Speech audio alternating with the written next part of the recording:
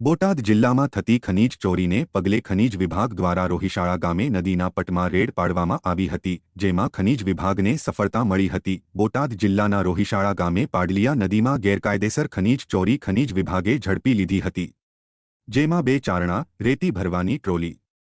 રેતી ચાળવાનો electric washing plant સહિત કુલ 15 લાખથી વધુનો મુદ્દામાલ જપ્ત કર્યો હતો।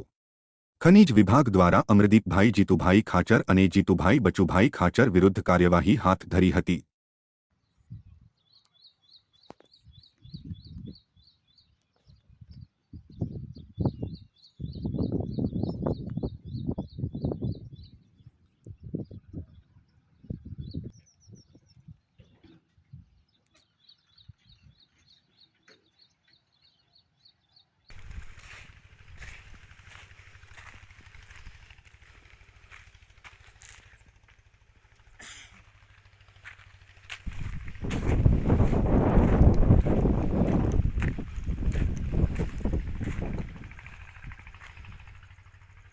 હું મદદનીશ ભૂષણ શાસ્ત્રી બોટાદ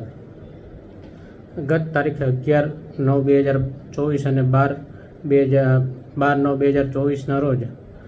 બોટાદ તાલુકાના રોહિશાળા ગામે પાડલિયું નદીપટમાં સ્થળ તપાસ કરતા સ્થાનિકે રેતી ખનીજ ચાળવાના 2 ચાયણા